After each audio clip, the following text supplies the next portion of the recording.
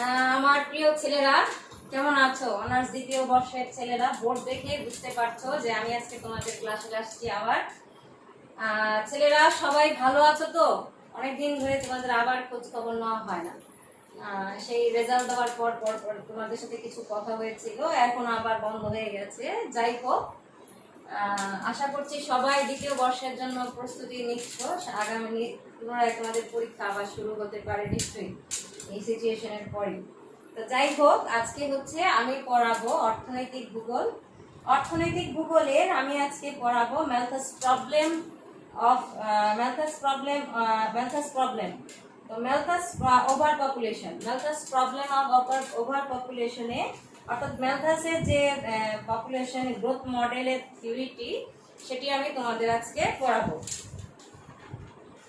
তো এই যে ম্যালথাস তত্ত্ব, ম্যালথাস মূলত যেটা নিয়ে আলোচনা করেছে সেটা হচ্ছে যে ম্যালথাস তার থিওরি পপুলেশন মানে জনসংখ্যা নিয়ে আলোচনা করেছে। তো জনসংখ্যা কি তোমরা তো সবাই জানো যে একটি দেশে যে মোট মানুষ বা তার চারপাশে যা কিছু আছে সবই তার জনসংখ্যা। তো জনসংখ্যা এখানে ম্যালথাস বলতে বুঝাইছে যে এখানে শিশু থেকে শুরু করে একদম বয়োবৃদ্ধ যারা, তাদেরকে সে জনসংখ্যার অন্তর্ভুক্ত করেছে। আমি শুরু করি ম্যালথাস।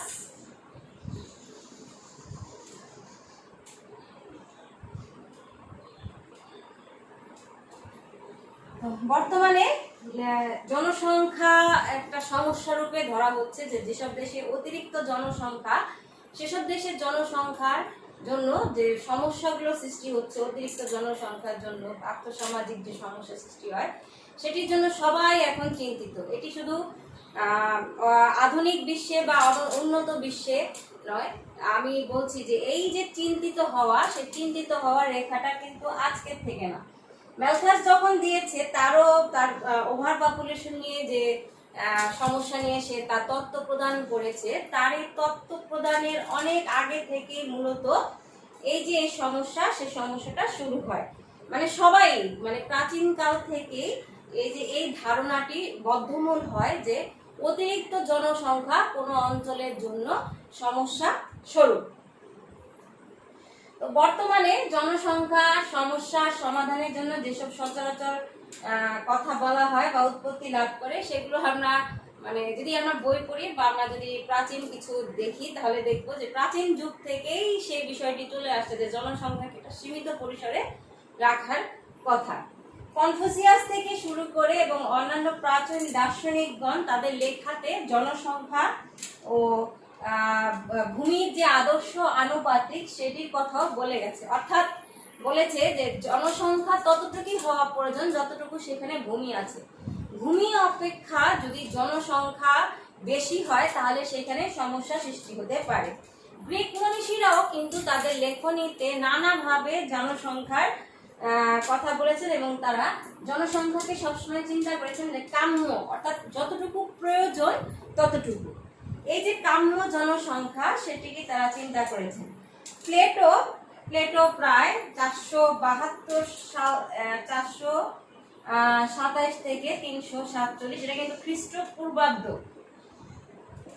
তখনই তিনি বলেছেন যে নিয়ন্ত্রিত জন্ম ব্যবস্থার উপর সুপারিশ দান করছেন। অর্থাৎ বলতেছে যে একটা জনসংখ্যা সেখানে হতে হবে নিয়ন্ত্রিত। যদি জনসংখ্যা অনিয়ন্ত্রিত হয় তাহলে অবশ্যই সেখানে নানা সমস্যা হবে। তাই তিনি তা বলেছেন প্রয়োজনীয় অত্যাধিক সন্তান জন্মদানকারীদের উপর নিয়ন্ত্রণ আরোপ করতে হবে।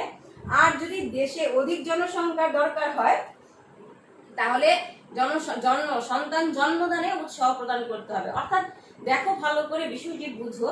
অর্থাৎ সে সময় থেকেই কিন্তু বলেছে যে জনসংখ্যা প্রয়োজন হলে বাড়াতে হবে এবং প্রয়োজন না হলে সেখানে নিয়ন্ত্রণে আনার ব্যবস্থা করা উচিত। অ্যারিস্টটলের মতে সম্পদ আর জনসংখ্যার মধ্যে সামঞ্জস্য না থাকলে সেখানে অসন্তোষ বৃদ্ধি পায়। এই কথাটা কিন্তু আমি অন্যভাবেও বলতে পারি, যেখানে অনেক ভাই বোন আছে, যদি সম্পদ প্রচুর্য না থাকে, সম্পদের প্রাচুর্য না থাকে, অনেক ক্ষেত্রে কিন্তু দেখা যায় বাবা যে ওই ঘরে সমস্যা। যেমন আমার এক বান্ধবী প্রায় বলতো, ওরা 3 ভাই বোন ছিল।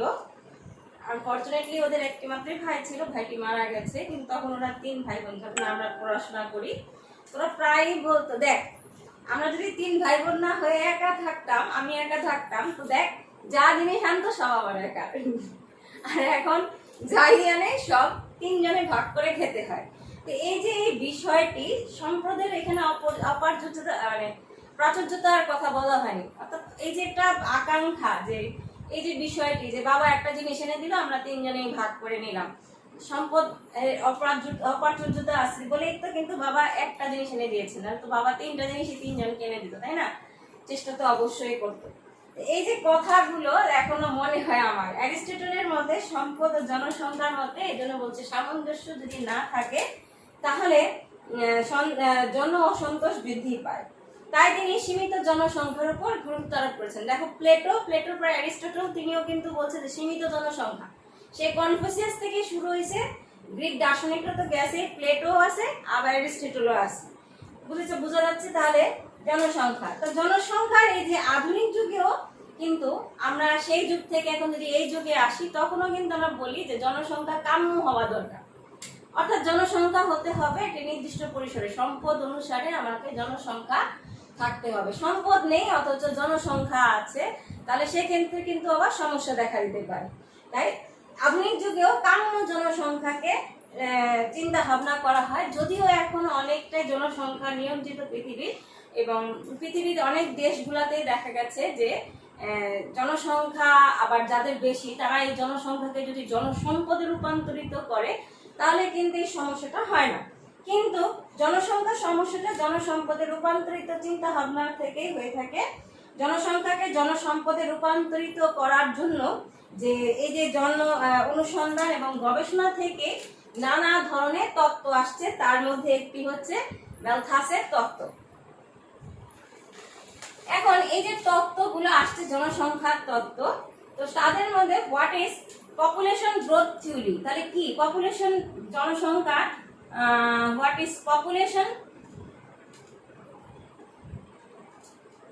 Growth theory.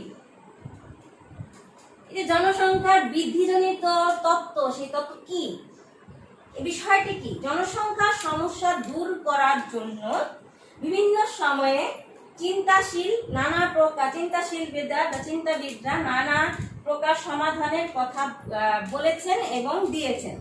এদের এই মতামত এবং এই গবেষণাই জনসংখ্যা প্রবৃদ্ধি তত্ত্ব বা পপুলেশন গ্রোথ থিওরি নামে পরিচিত।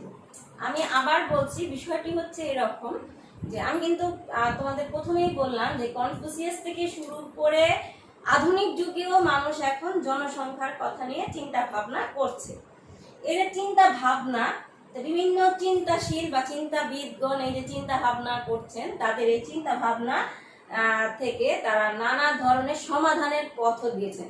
জনসংখ্যাটা কি হতে পারে এবং অতিরিক্ত জনসংখ্যার সমস্যা কি হতে পারে, সমস্যার সমাধানের কথাও তারা বলেছেন, এই যে আবার উল্লেখ করেছেন। এই যে তাদের এই মতামত এবং গবেষণা, এই যে মতামতটা যখনই একটা তত্ত্ব গবেষণা রূপে প্রকাশ করা হয়েছে, তখনই তাকে বলা হয়েছে পপুলেশন গ্রোথ থিওরি।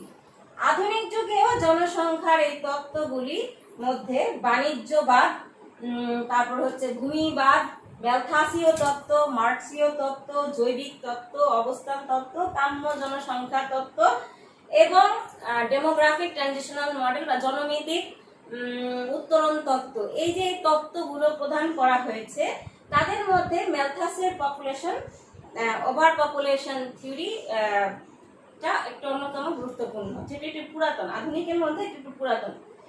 তোমরা ভালো করে বুঝে নাও। আমি আবার বলছি, জনসংখ্যা সম্পর্কিত যেসব তত্ত্ব প্রদান করা হয়, অর্থাৎ জনসংখ্যার সমস্যা এবং জনসংখ্যার সমস্যা থেকে সমাধানের উপায় হিসাবে যেসব তত্ত্ব চিন্তাবিদরা তাদের মতামত বা গবেষণা প্রদান করেছেন, তাই পপুলেশন গ্রোথ থিওরি বা জনসংখ্যা প্রবৃদ্ধি তত্ত্ব নামে পরিচিত। আর আধুনিক যুগে যেসব তত্ত্ব হয়েছে, তাদের মধ্যে বাণিজ্যবাদ তত্ত্ব, ভূমিবাদ তত্ত্ব, ম্যালথাসীয় তত্ত্ব, মার্কসীয় তত্ত্ব, জৈবিক তত্ত্ব, অবস্থান তত্ত্ব, কাম্য জনসংখ্যা তত্ত্ব ইত্যাদি উল্লেখযোগ্য। তো আমাদের হচ্ছে ম্যালথাসের জনসংখ্যা বৃদ্ধি তত্ত্ব, তাই তো?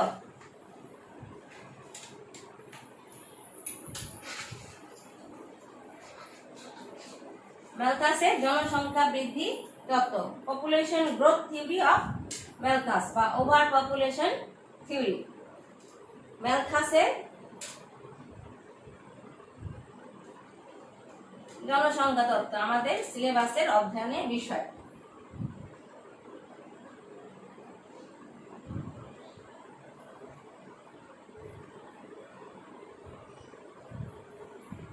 অষ্টাদশ শতাব্দীর শেষ ভাগে 1798 সালে ইংল্যান্ডের প্রখ্যাত অর্থনীতিবিদ Thomas Robert Malthus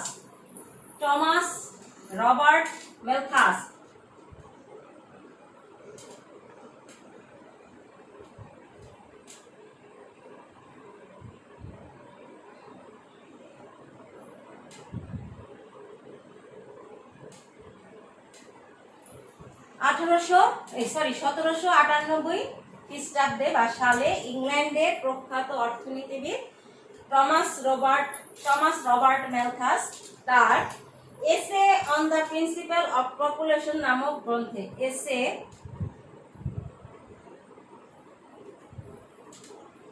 on the principles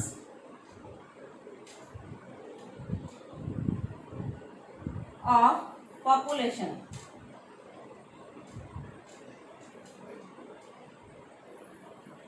নামক গ্রন্থে জনসংখ্যা সম্বন্ধে এক আলোড়ন সৃষ্টিকারী তত্ত্ব প্রচার করেন।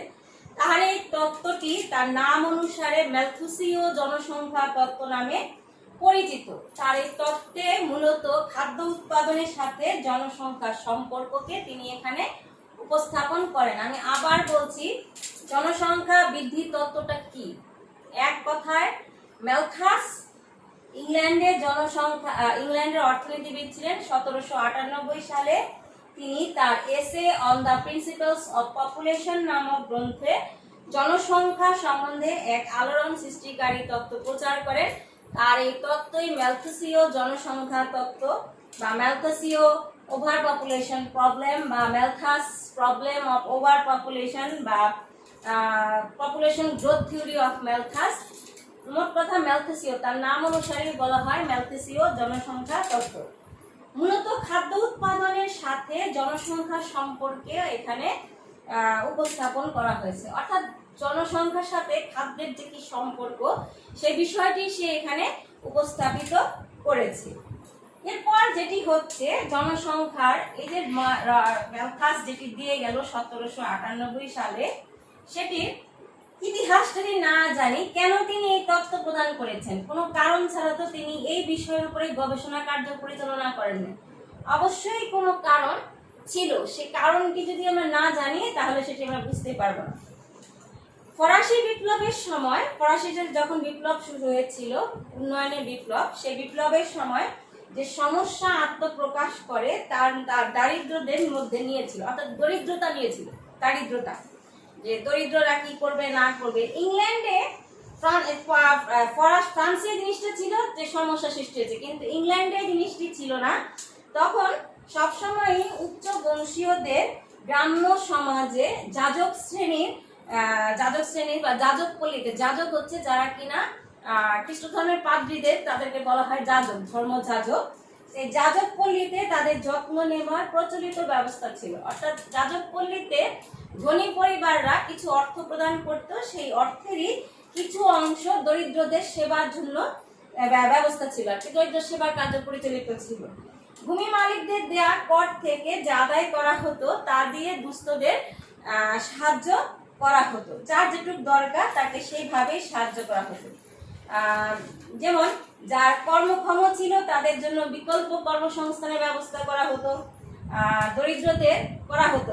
আবার মানে একটা প্রচলিত প্রবাদ তখন ছিল যে ধনীর দরিদ্রের দায়িত্ব ধনীর, অর্থাৎ দরিদ্ররা দায়িত্ব হচ্ছে দরিদ্রদের খাবার দাবারের সব দায়িত্ব হচ্ছে ধনীদের।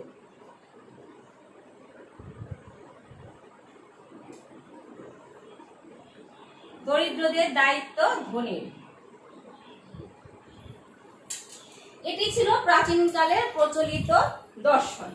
পরবর্তীতে প্রাচীন ব্যবস্থা, এই যে বারে বারে এই জিনিসটা হচ্ছে, যখনই অভাব অনটন দেখা দিচ্ছে, ধনীদের যে টাকাটা কর আদায় সেটা খরচ, কিন্তু দেখা যাচ্ছে এই যে খরচটি, সেই খরচটি সবসময়ই মানে প্রদান করা সম্ভব হচ্ছে না। কোনো কোনো কারণে দেখা যাচ্ছে যে এটা সমস্যা রয়েই যাচ্ছে। তো তখনই পরবর্তীতে প্রাচীন ব্যবস্থা, এই যে প্রাচীন ব্যবস্থা দরিদ্রের দায়িত্ব ধনী, সেটি আর টিকে থাকেনি। যুদ্ধকালে খাদ্যের মূল্য বৃদ্ধি, কৃষি বিপ্লব এবং সাধারণের জমিতে বেড়া দেওয়ার প্রচলনের ফলে, অর্থাৎ মানুষ তখন তার নিজস্ব জমির যে আয়তন, তখন তার পাশে বেড়া দেওয়া শুরু করলো। বেড়া দেওয়ার প্রচলনের ফলে অনেক ক্ষুদ্র চাষি ভূমিহীন হয়ে পড়ে। এর মধ্যে শিল্প বিপ্লব এবং শহরে জনসংখ্যা ক্রমাগত বৃদ্ধি, দারিদ্র্যের সমস্যা তীব্রতর হয়। ফরাসি বিপ্লবের বিরুদ্ধে যে রক্ষণশীল প্রতিক্রিয়া সৃষ্টি হয়, তার ফলে দারিদ্র্য নিরসনের জন্য কোনো ধরনের ব্যবস্থা গ্রহণ রাজনৈতিক পর্যায়ে সম্ভব ছিল না। অর্থাৎ সে সময়ে কিন্তু ইংল্যান্ডের মানুষদের এত সমস্যা বা এত কিছু ছিল না যে তাদের নিজস্বদের সমস্যার সমাধান করবে। এই জন্যই কিন্তু তারা জায়গায় জায়গায় গিয়ে উপনিবেশ করতো, যে টাকা নিয়ে এসে নিজেদের দেশকে ধনী করবো। তো অর্থনীতিবিদ ঠিক সেই সময়ই সমাধানে এলেন একজন তরুণ ধর্মযাজক ও অর্থনীতিবিদ টমাস রবার্ট ম্যালথাস। তিনি যুক্তি প্রদর্শন করেন দারিদ্র্যের সমস্যাটি নৈতিক এবং তার মূলে রয়েছে দুইটি কারণ। অর্থাৎ তিনি তার যুক্তি প্রদর্শন করেন যে এই যে দারিদ্র্যের দায়িত্ব হচ্ছে, সমস্যাটি নৈতিক, অর্থাৎ এই সমস্যা হবেই। এবং এই সমস্যার মূলে কি? সমস্যার মূলে তিনি দুইটি মৌলিক প্রতিপাদ্য বিষয় উপস্থাপন করেন। প্রথম মৌলিক প্রতিপাদ্যটি হচ্ছে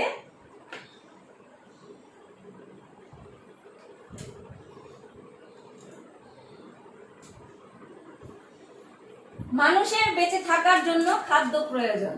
এটা আমাদের নিড, আমাদের মৌলিক চাহিদার প্রথমেই হচ্ছে খাদ্য। তো বলছে মানুষের বেঁচে থাকার জন্য খাদ্যের দরকার আছে।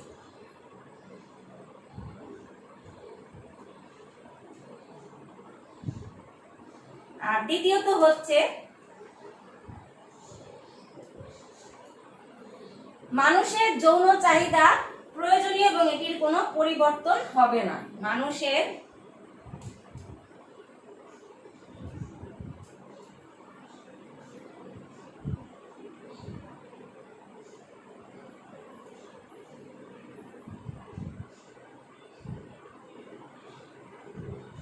আমরা এখানে জৈবিক কথাটিও লিখতে পারি, জৈবিক চাহিদা প্রয়োজনীয় এবং এটির কোনো পরিবর্তন হবে না।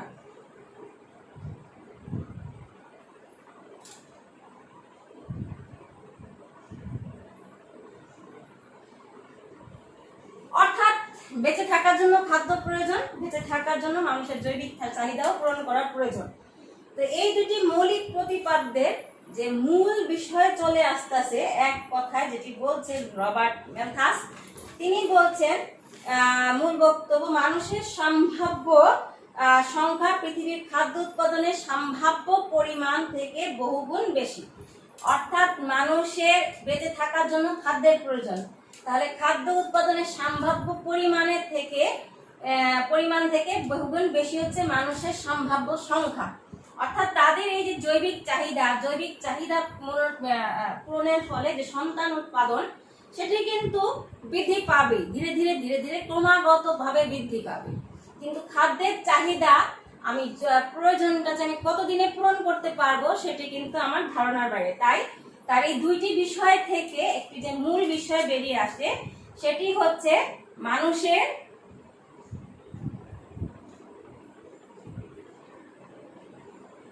সম্ভাব্য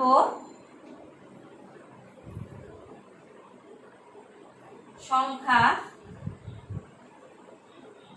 পৃথিবীর খাদ্য উৎপাদনের সম্ভাব্য পরিমাণ থেকে বেশি।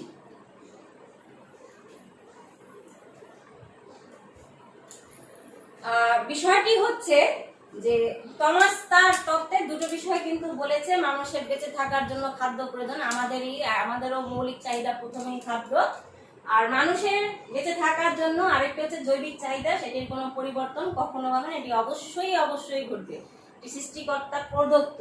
তাই তিনি এই দুইটি বিষয় থেকে একটি মূল বিষয় বের করেছেন, সেটি হচ্ছে মানুষের সম্ভাব্য সংখ্যা পৃথিবীর খাদ্য উৎপাদনের সম্ভাব্য পরিমাণ থেকে বেশি। অর্থাৎ পৃথিবীতে যে মানুষের সম্ভাব্য সম্ভবত সংখ্যা সেটা কি হতে পারে সেটা আমাদের জানা নেই, কিন্তু খাদ্য উৎপাদনের যে সম্ভাব্য পরিমাণ, যে আমি এতটুকু পরিমাণ উৎপাদন করব, সেটি কিন্তু আমাদের থেকে পরিমাণ থেকে এই সন্তান উৎপাদনের ক্ষমতা আমাদের বহুগুণ বেশি। এক মিনিট।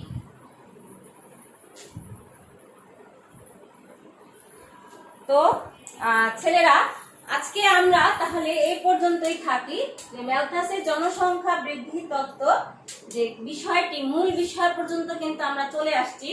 তাহলে মূল বিষয় পর্যন্তই আমরা আজকে থাকি। ধন্যবাদ সবাইকে, ভালো থেকো, সুস্থ থেকো।